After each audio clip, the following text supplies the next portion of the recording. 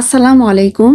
বৈষম্য বিরোধী ছাত্র আন্দোলনের অন্যতম সমন্বয়ক ও জাতীয় নাগরিক কমিটির মুখ্য সংগঠক সার্জিস আলম বিয়ে করেছেন। শুক্রবার সামাজিক যোগাযোগ মাধ্যম ফেসবুকের এক পোস্টে এ তথ্য নিশ্চিত করেন যুব ক্রীড়া উপদেষ্টা আসিফ মাহমুদ। খোঁজ নিয়ে জানা গেছে, সার্জিসের শ্বশুরের নাম ব্যারিস্টার লুৎফর রহমান। তার বাড়ি বরগুনা সদর উপজেলার ২ নম্বর গৌরীছন্না ইউনিয়নে লাকুরতলা গ্রামে।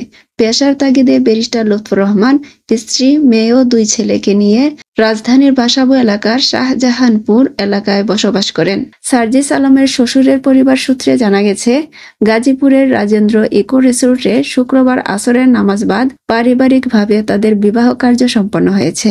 মিডিয়ার উৎপাত থেকে বাঁচতে বর্তমানে পরিবারসহ ওই রিসোর্টেই অবস্থান করছেন। জানা গেছে, এক বোন ও 2 ভাইয়ের মধ্যে সার্জিস আলমের স্ত্রী সবার বড়।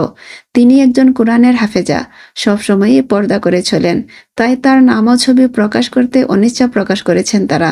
শুক্রবার সামাজিক যোগাযোগ মাধ্যমে এক ফেসবুক পোস্টে সার্জিসকে বিয়ের জন্য শুভেচ্ছা ও শুভকামনা জানিয়েছেন উপদেষ্টা আসিফ মাহমুদ সজীব ভুইয়া। ফেসবুকে বিয়ের ছবি পোস্ট করে আসিফ মাহমুদ লিখেছেন, নবজীবনে পদার্পণে অভিনন্দন সার্জিস ভাই, বিবাহিত জীবন সুখের হোক। কিছুক্ষণ পর সামাজিক যোগাযোগ মাধ্যম ফেসবুকে বিয়ের ছবি পোস্ট করে শুভেচ্ছা জানিয়েছেন হাসনাত আব্দুল্লাহ। বৈষম্য বিরোধী ছাত্র আন্দোলনের এই সমন্বয়ক লিখেছেন, অভিনন্দন বন্ধু সার্জিস, তোমাদের একসঙ্গে ভালোবাসা এবং সুন্দর মুহূর্তে ভরা একটি জীবন কামনা করছি।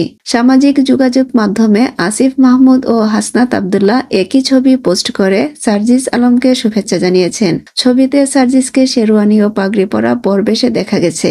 তার পাশে দাঁড়িয়ে আছেন তথ্য উপদেষ্টা নাহিদ ইসলাম, ক্রীড়া উপদেষ্টা আসিফ মাহমুদ, উপদেষ্টা মাহফুজ আলম, বৈষম্য বিরোধী ছাত্র আন্দোলনের আহ্বায়ক হাসনাত আব্দুল্লাহ।